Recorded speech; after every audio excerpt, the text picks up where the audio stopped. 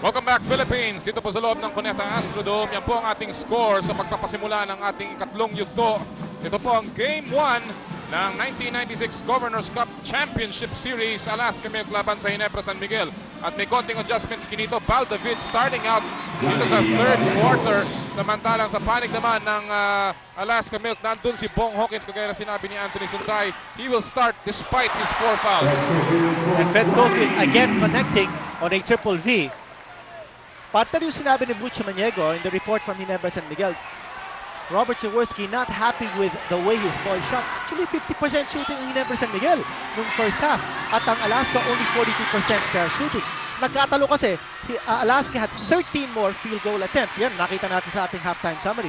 Dapat napag-usapan ng Ginebra San Miguel kung bakit sila nakakuha lang ng 30 field goal attempts as against 43 for Alaska. And the answer is rebounding at saka yung turnovers sila. Napakarami.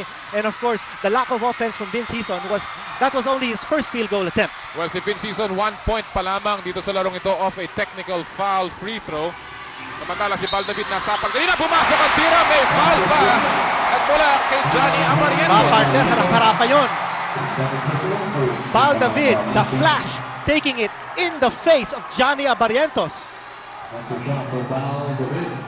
Swak. At may extra shot na ibibigay kay Val David. At ang abante po ay naagaw na ng Ginebra San Miguel. They're on top here by 143-42. Chambers na libre. Umangat. Masyadong malakas. Rebound ni Cofield. Yan din medyo hindi natin masyadong nakita sa first half. Fred Cofield helping out in the rebounding chores. Well, you look at his numbers, only 2 boards so far. Isa lamang ang rebound niya nung first half dinito. Yes, and Fred Cofield, although he plays the off-guard or point guard position, dapat tutulong din siya sa rebound. Especially if the Twin Towers do not have the mobility to get the rebounds. Ito na si Vince Hison. Going to his strong side. Wala! Maganda yung depensa ni Jojo Lastimosa laban kay Vince Hison. Hison still just with 1 point from the technical free throw.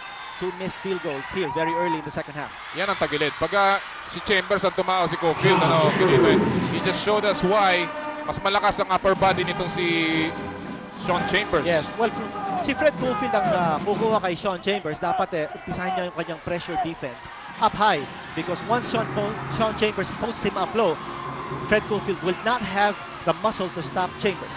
Oy, ang ganda ng anticipation ni Fred Cofield. 3-on-1 break, 3-on-2, binigay kay EJ Fan. Umangat, nasapal ng bahagya. One fake, he goes up and he does not get the basket. Pero may foul na makukuha si Marlo Aquino laban kay Sean Chambers. Marshall nangigil doon si EJ File. But he had the right move. He didn't put the ball on the floor. Tsaka nag-drop step siya on the way to the hoop. Yun nga lang, I think he was a little intimidated. Panoorin po natin muli. Just a drop step here by EJ File. I think he was intimidated. Oh, actually, that ball was tipped by Sean Chambers. Yes. Tsaka Chambers bothered that shot. At si Marlo Aquino patuloy ang ika nga niya paghihirap dun sa free throw line. He's struggling from the free throw line. Already 0 out of 3 in this ball game. Si Marlo Aquino. The man of the hour for Ginebra San Miguel, si Fred Cofield, already with 18 points in this game. Aquino 1 out of 2. Sa wakas, nakagawa si Aquino from the line. Marlo Aquino averaging only 60.6% from the free throw line. Abarientos.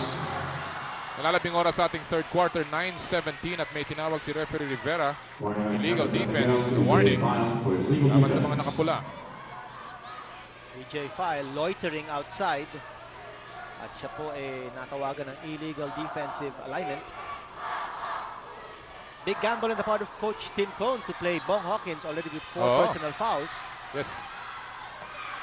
Picked up 2 fouls in the 3 fouls in the second quarter. Pasa ni Hawkins na antala ni EJ File. 12 sa kanilang shot clock. Nasa poste ngayon. Pochwinyo binigay kay Sean Chambers. Nabangga ng konti ni Marlo Aquino. Mahanap ng outlet. Binigay. Anto si Sean Chambers. And a beautiful catch. Parang si Jerry touchdown Rice. Football yun. Hawkins, dire-diretso, ginamitan na naman ang bilis, pero wala. Val David, looper kay Marlo Aquino, and they've been bungling opportunities here, Kinito. Partner, hindi ko maintindihan kung bakit si Marlo Aquino ang tinatarget nila for those touchdown passes. No, he is not a good finisher off the fast break. Dapat yun si Vince Hison, who is a very good finisher in transition. But one big adjustment na nakakita natin dito sa second half is the fact that Fred Cofield now is being more assertive in the rebounding department. Ito na si Vince Hison. Ito yung sinasabi natin na finish. He still does not get the shot. Again, Lastimosa staying with Vince Hison.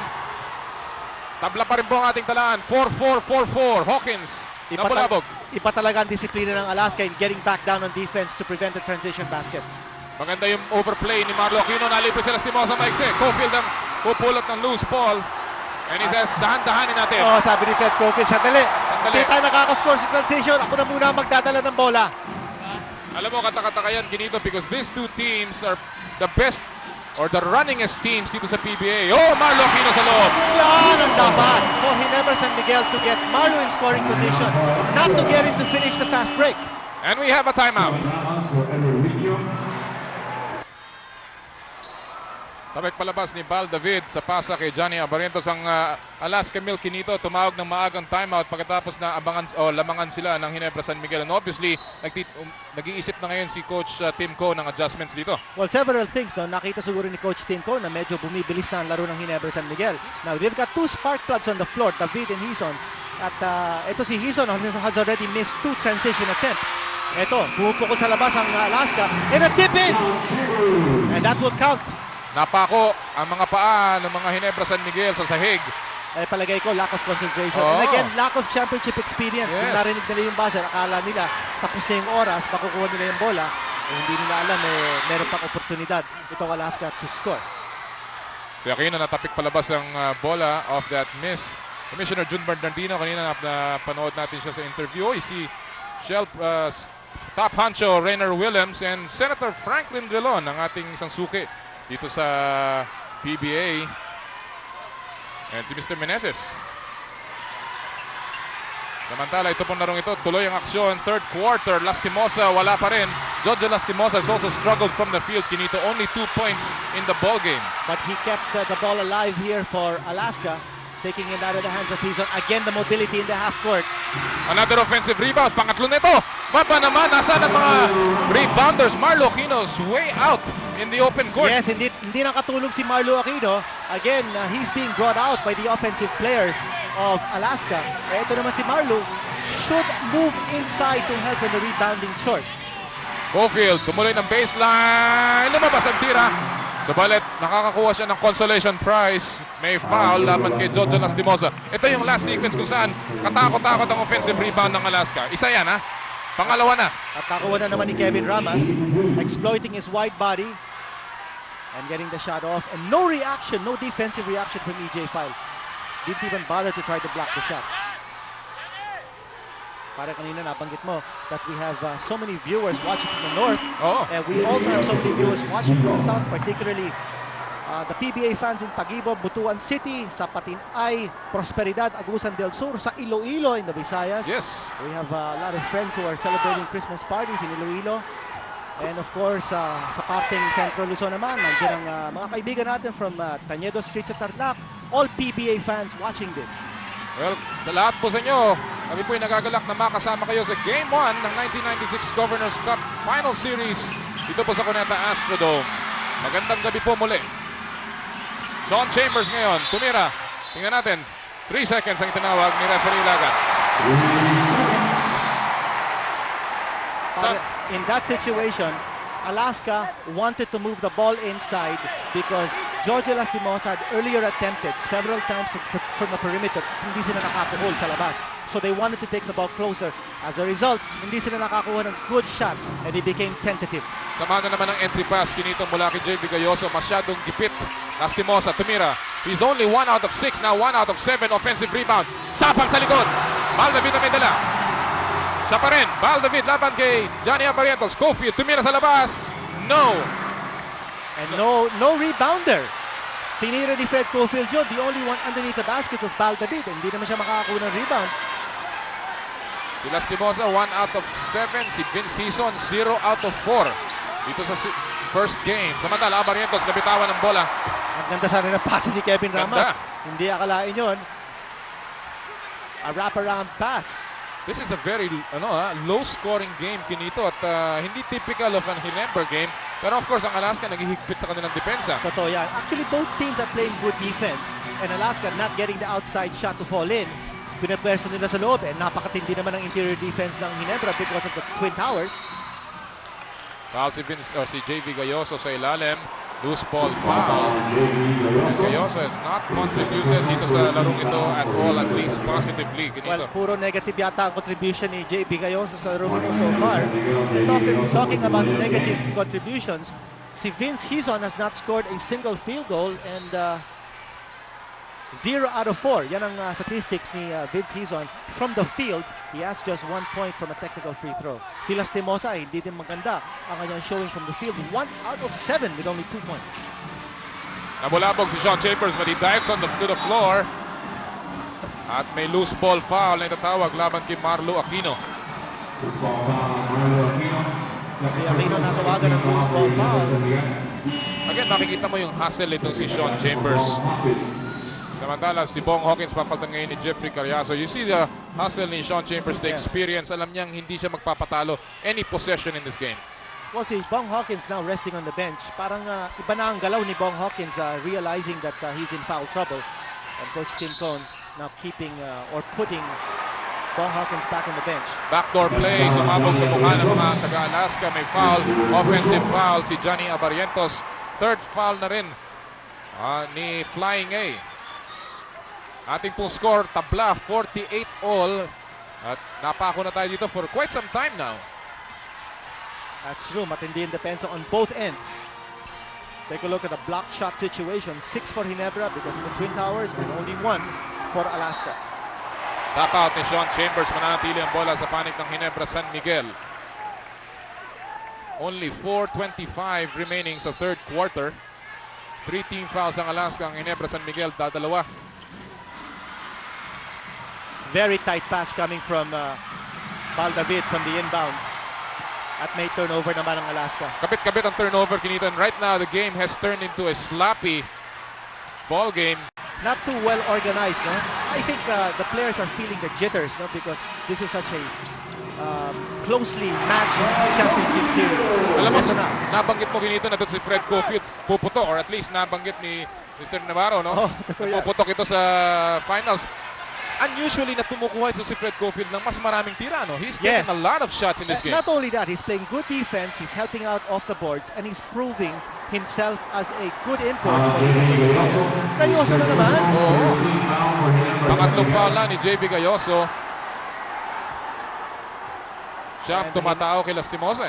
Yes, and the Ginebra fans getting a little restless. Ang ating po score, 50 ang Ginebra San Miguel, 48 ang Alaska Milk. 3:48 remaining in the third quarter. It's been a very close game. The biggest lead was with Alaska, 9 points. Mintis ang tira niya, Barrientos, rebound, napulot ni EJ5. Kamontik na. But Kamontik that time na the matanggal, Twin Towers combining very well underneath the boards. No white shirts around for the possible offensive rebound. Baldavid, sinasingit sa ilalim, Mintis. EJ5 na nakakuha. Ilalabas niya sa kanyang point guard. Bumaybay ng baseline. Masyadong malalim pero pumasok pa rin! Baldavid! Yes, John magaling si the flash.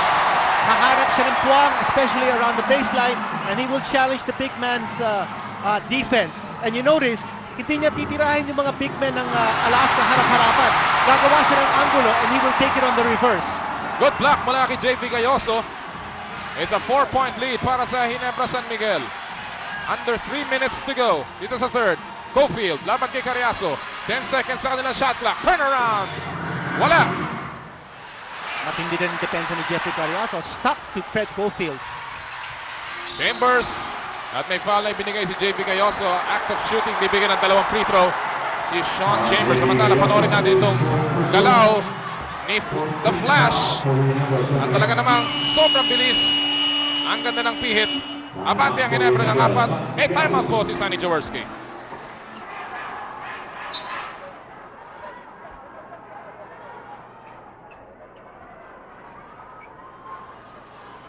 Abante po ang Ginebra San Miguel ng 4 na puntos at ang Alaska Milk ay hindi pa nakakagawa ng puntos. In the last 4 minutes may pagkakataon si Sean Chambers na mabasag ang kanilang pagkakatahimik. Partner, talking about Alaska not having scored in the last 4 minutes, itong update ng kanilang field goal shooting, 4 out of 18 from the field. That's 22%. Hindi sila nakakapukul sa labas and they're trying to score from the inside.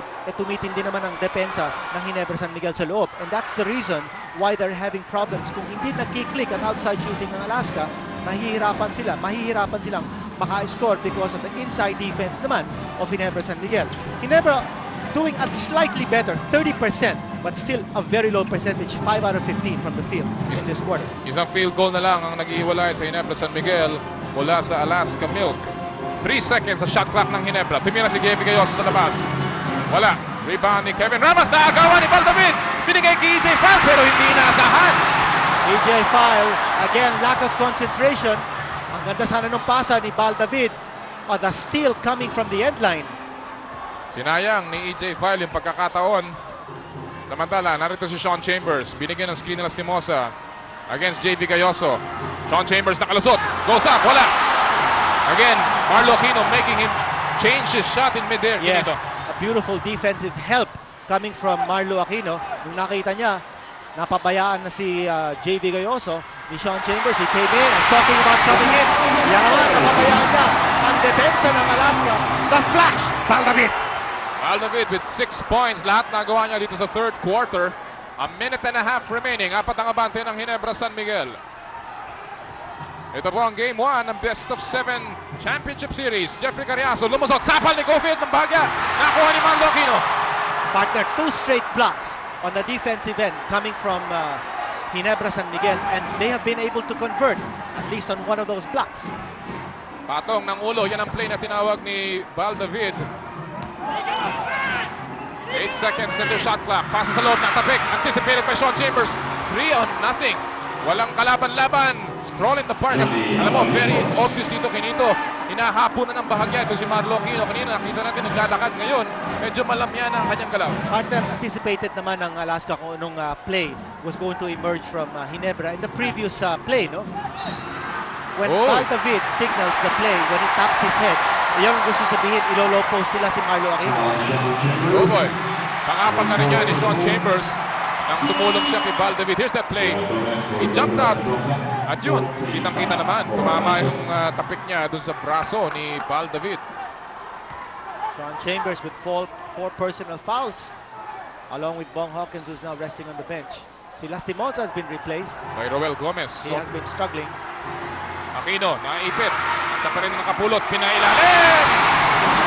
Siya pabalik si Robert Jaworski. Again, he made things happen for Ginebra when the offense attacked the defense of Bong Hawkins in the first half, got him into foul trouble.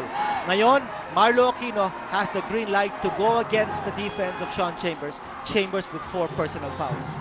Only that much time remaining. Jeffrey Carriazo, pinilit ang tira. Wala. Aquino with another rebound. Binato. E tao ba? Nato si David Gayoso and pauubusin na siya ng oras. Subalit dito sa third quarter, ang Matic Jeff combination ni David at Aquino combining for a total of 11 at abante na po ang Ginebra San Miguel ng 4. Mapasimula po ang ating fourth quarter. Abante ang Ginebra San Miguel ng 4 na puntos. At bago natin tumayan ang action ngayon as we take a steal here. Take a look at the steal. Carriazo going all the way. Natapik ni Fred Gofield. Palabas. Good defense. Meron po call a foul. Merong huddle report si Anthony Sunday. Anthony? Okay, thank you very much, Nolly. You know, going into the fourth quarter, inuulit na naman sa buong third quarter ni Coach Timbo, you have to make the extra pass. Sabi niya nung half, we're taking the first shot given to us. We have to try to make that extra pass and look for an even better one. Let's go back to you. Well, nahihirapan sila makakuha ng extra pass because of the size of Ginebra's defense. And they have not been able to take the outside shot consistently. Kanya nahihirapan sa mga shooters ng Alaska. Sa lapad ng yung wingspan itong Aquino at 5, talagang mahirap humanap ng passing angle dyan. Ano kinito, ha? Totoo yan. At saka in terms of block shots, napakaraming block shots na itong Ginebra San Miguel. Anim, partner. Yes. Well, pumasok na po si Noli Locsin sa panik ng Ginebra San Miguel. Pinalta niya si JV Gayoso. Another anticipated pass nearly picked off by Sean Chambers. 12 seconds remaining sa shot clock ng Ginebra San Miguel. And we see the scoring by quarters. Ang Ginebra San Miguel up and down dito. Lalong-lalo naman ang Alaska Milk ng third quarter. Yes, limited to only 12 points. And that was the big key for this comeback by Ginebra San Miguel. Tsaka taking a look at some third quarter stats. Lumamang ng Ginebra San Miguel sa rebounding department, 17-15. Tsaka Ginebra San Miguel, mukha yata talaga napag-usapan ni Coach Robert Jaworski yung holding down the turnovers. Only 7 turnovers in the third period as against 8 for Alaska. So lumamang ng isa in the turnover department ng Ginebra San Miguel. EJ File, traveling ang tinawag laban kay File. Kung tumatao kay EJ File si Bong Hawkins, kaya naman inaatake ni EJ File. Yes. Ito yung depensa. Ang problema lang, EJ File was a little bit outside of his comfort zone. Yes. Yan naman ang intelligent defense ni Bong Hawkins. Gumagamit siya ng muscle to move EJ File away. Kanya kanina, nung pagpihit ni EJ File, ang layo niya, he was forced to travel. Foul away from the ball, Noni Locsin.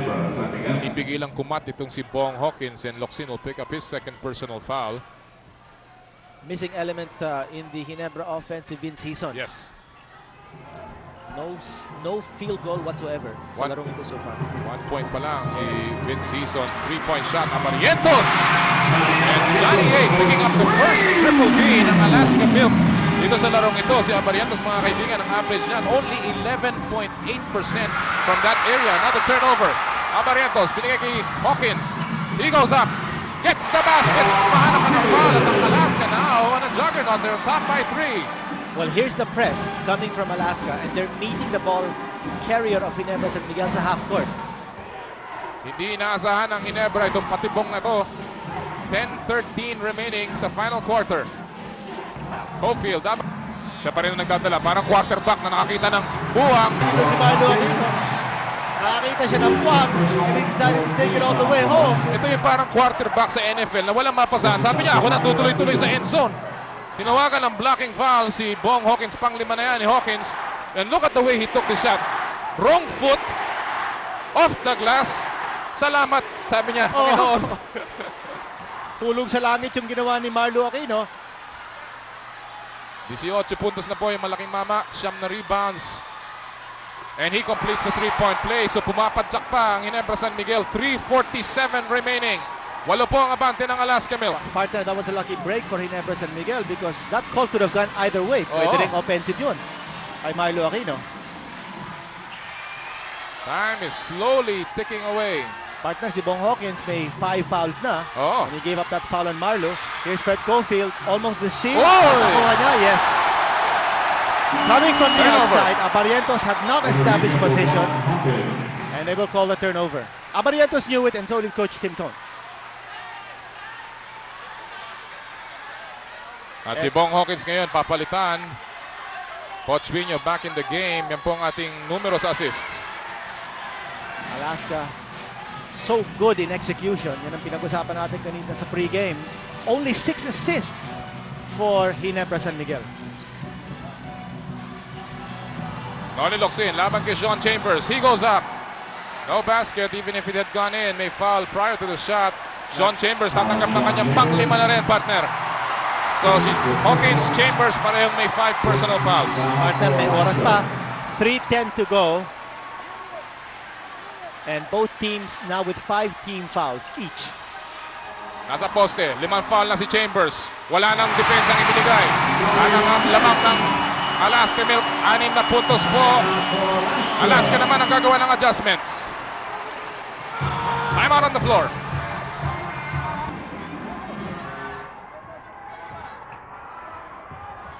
Pilipinas, muli po, magandang gabi. Noli Yala po kasama si Kinito Henson. Final 3 minutes of this game and a big play coming up, Kinito.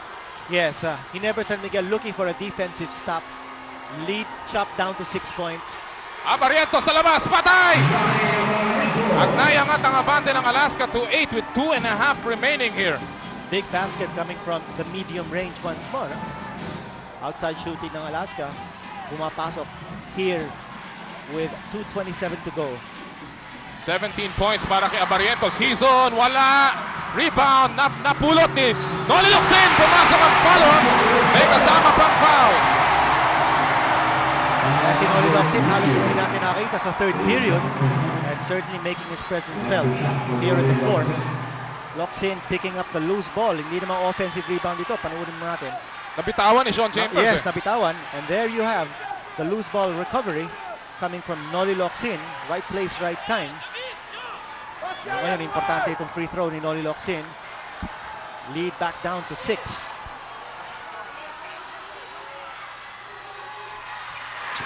Mintes ang kanyang free throw. So the lead remains at 6-2 and 15 remaining. Ito si Johnny Abarientos, siyang pumapatay sa Ginebra San Miguel. No pressure on Johnny Abarientos. Lastimosa nasa kanto. As we near the 2-minute mark. At ang last 2 minutes is brought to you by Tanduay Gold, the premium rum. Pag layup ni Abarientos, nakakuha siya ng foul. Isolation for Johnny and a drive-in play. Valdavid, tatawagan ng kanyang second personal foul. Partner in a situation where Alaska will want to get the shot. They go to Johnny Abarientos. Nice isolation, one-on-one move. At nakakuha siya ng foul galing kay Valdavid. Masyado malakas ang una. Si Abarientos, mga kaibigan, usually a good free throw shooter. Congressman Dondon Bagatsing, one of the curious onlookers at fans ng PBA. Ito ngayon si Johnny, pangalawa niya pumasok. Lead is up to 7, partner. A minute and 54, may oras pa.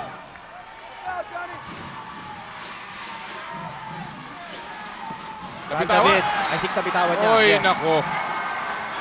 And that may just spell doom here, Wala Benito. kasing gumagalaw sa opensa ng Ginebra San Miguel. Kanya nahihirapan si Valdavid to look for a receiver. Dapat tutulungan yung ball carrier. If all the players are just standing around, the defense of Alaska will simply stick to the offensive players ng Ginebra. At walang mapapasahan ito si Valdavid. Hawkins, ball away, maiksi. Follow up ni Sean Chambers. Again, offensive rebound coming from Alaska. Another Game 2 number 1, points. a minute and 28. Abante ang Alaska Milk ng 9 points. Pumasok ang tira ni Vince Hison. May kasama pang foul. Counted ba yun? Yes. Oh, hindi yata. Hindi counted. Hindi kinout. So penalty situation and Hison will go to the strike for 2 points. Only with 2 points in this game, both on technical free throws. At wala pa siyang field goal dito sa larong ito. Ano nangyari kay Vince Hison, Ginito? Alam mo ang aking feeling, parang, ayan, kita mo, parang nawalan ng puso dito sa larong ito. Hindi ko maintindihan, ano? Akala ko nga, ito si Coach Robert Jaworski will go to the mismatch of Hison versus Abarientos. Hindi ko nakita yun eh. Look at his field goal shooting, a miserable 0 out of 6. Pangalawa niya pumasok, he only has 3 points, lahat nagmula sa free throw. At 8 ang abante ng Alaska Milk. I think ang concentration din ng Ginebra San Miguel was to go to the inside men for points. Kanya si Hison, we know him to be a perimeter player, hindi siya nakakuha ng set-up plays for him. Libre si Abarientos. Umangat na naman, Mintis. Ando na naman si Sean Chambers. At nasan si Marlo Aquino, nandun sa malayo. And AJ File already sitting on the bench. Another offensive putback for Alaska. Well, hindi mo rin masisisi si Marlo. Pagod na yung mama eh. Totoo yan. Halos hindi yata napalitan, ano? Hindi napalitan si Marlo Aquino dito sa buong laro. At may foul na ibinibigay or technical foul, illegal defense. Pero ang mga tao po dito sa loob ng Cuneta Astrodome ay nagdulot na ng kanilang kapasyahan. Well, they're just looking to the next game. Game number 2 Well, na this is a mangyayari long po. series, best of 7 po ito. But as we mentioned, game 1 sets the tone. It's Vince Hison, incidentally, averaging 15 points here in the third conference. And certainly a low watermark for Vince Hison in this game. Again, good defense. Yung dalawang may 5 personal fouls pa ang pumigil kay Noli Locsin, si Totoo Hawkins at saka si Chambers. Partner defense, really the name of the game of Alaska. And this is the story behind this victory. Yung depensa ni Jeffrey Cariaso, for instance, on Fred Caulfield. At si Caulfield, as we mentioned earlier, only 2 points here in the fourth period after waxing hot in the first 3. At pumasok pa yung tira ni Bong Hawkins sa ilalim. Tandaan natin, ito si Bong Hawkins. Matagal ang inupo. Nagkaroon ng pagkakataon ng Ginebra na samantalahin yung kanyang pagkakakuha ng 4 fouls early in this game. Subalit hindi nangyari yun. Instead, the Alaska unit, including their bench, came out to play. Partner, what broke the Camel's back was starting the fourth period. Yung press defense Yes. ng Alaska, biglang nabulabog yung offensive movement ng Ginebra. And one turnover after another cost Ginebra a lot of opportunities and gave opportunities on the other hand for Alaska to score. Nagdulot yun ng 4 na turnover dun sa stretch na yun. 19-2 blast. Yes, Yun halos nangyari yun. sunod-sunod yun. And that was enough. At alam mo yun ang sinasabi natin, yun lang ang kailangan ng Alaska. Parang ngayon, parang boxingero, pa-jab-jab lang eh. When they see that opening, ito na yung 1, 2, 3, 4 combination at Totoo yan. knockout ka. Well, not only was Coach Tin Con on top of the situation, but also his players. At yung pinigit mo, yung 1, 2, 3 punch ng Alaska, well, nakita natin yun sa fourth period, no? Naipakita ni Coach Tin Con na marami siyang alas underneath his sleeves, no? Pinakita niya yung trapping or yung half-court pressure defense niya that created turnovers in the fourth period. At saka yung in-explain natin kanina, no? Yung spread-out offense to get the penetrator an unmolested good look at the basket. Well, mga kaibigan, ang Alaska Milk only that much time remaining bago nila makuha yung kanilang ika-11 sunod na panalo dito sa Governor's Cup. 11 straight wins, and that is a club record para sa Alaska Milk. Hindi pa rin makashoot ito si Hizon. Hindi pa rin makashoot ng field goal. Finally, bibigyan siya ng opportunity with only a 2.5 remaining. Chambers will foul out. Well, it's been a frustrating night for Vince Hizon. Si Sean Chambers uupo after scoring a game-high 28 points. Total of 11 boards para sa Alaska Milk. At si Sean Chambers, always the ever-reliable resident import ng Alaska Milk. Pare, talagang nagtulungan ng Alaska. No? Not only in terms of teamwork and defense, but also teamwork in getting those rebounds. At yun ang hindi natin masyado nakita sa Ginebra San Miguel. Yung teamwork nila. No? And earlier, we saw a very glaring stat. Yung assist department, no? Only 17 assists rather for Alaska. Tapos yung assist ng Alaska at that stage, only 6. Rather Ginebra San Miguel, only 6. Kanya itong lumabang ang Alaska in the teamwork department. Andiyan po ang huling bukol dito sa larong ito. Nagwagi ang Alaska Milk by 11. And Alaska top honcho Fredoy Tengsu enjoying this Game 1 victory. Sonny Jaworski at si Coach Tim Con. Marami pang pagkakamayan yan dito sa takbo ng ating serye para